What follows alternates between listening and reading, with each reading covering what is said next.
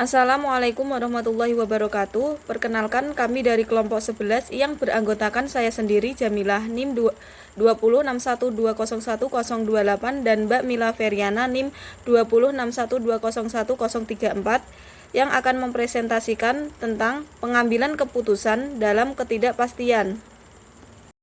A. Ketidakpastian. Ketidakpastian merupakan suatu kondisi di mana kita hanya tidak mengetahui hasil yang kita harapkan di masa mendatang dikarenakan kita tidak mengetahui besarnya probabilitas dari suatu peristiwa yang kita harapkan.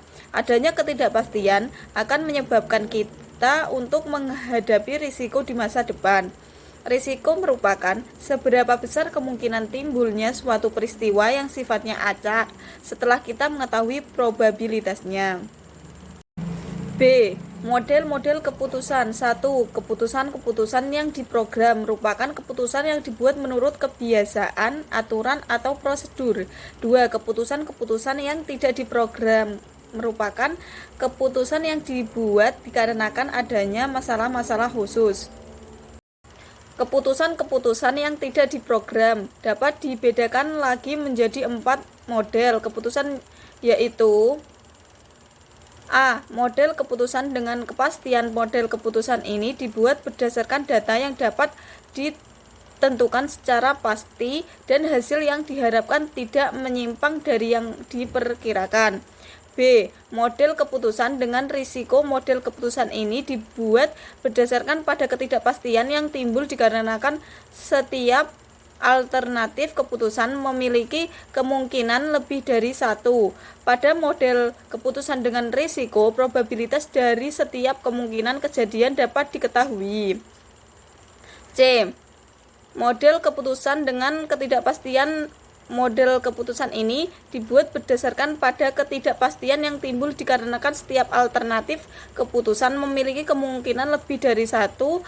Pada model keputusan dengan risiko, probabilitas dari setiap kemungkinan kejadian tidak dapat diketahui.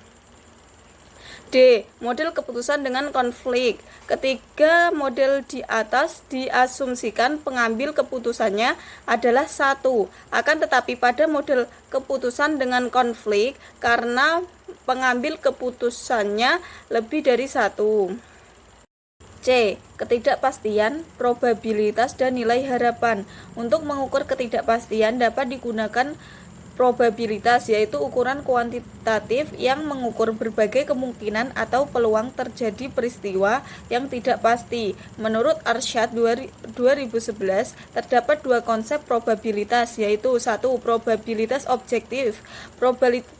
Probabilitas objektif merupakan probabilitas yang didasarkan pada frekuensi probabilitas yang relatif sama dalam waktu jangka panjang. 2.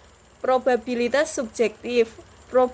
Probabilitas subjektif merupakan probabilitas yang didasarkan pada subjektivitas penilaian orang terhadap timbulnya suatu peristiwa. D. Sikap terhadap risiko. 1. Risk averter. Risk averter merupakan sikap yang cenderung untuk menghindari risiko. 2. Risk neutral. Risk neutral merupakan sikap yang cenderung untuk tidak menolak ataupun menolak terhadap suatu risiko.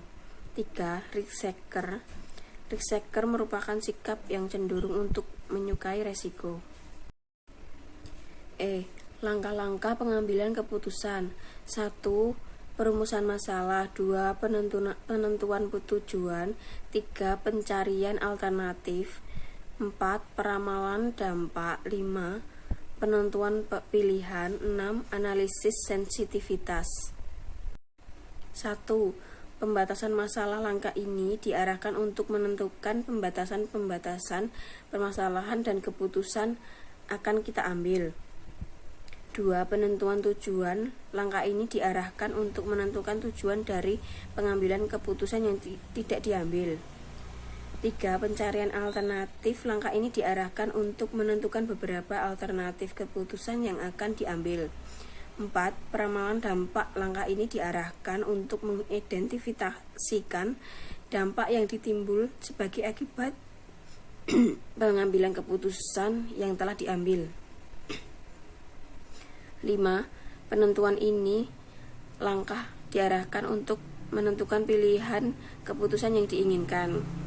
6. Analisis sensitivitas. Langkah ini diarahkan untuk menilai perubahan-perubahan yang timbul setelah keputusan telah ditetapkan. Baik, sekian presentasi dari kelompok kami. Bila ada salah kata, kami mohon maaf. Wassalamualaikum warahmatullahi wabarakatuh. Terima kasih.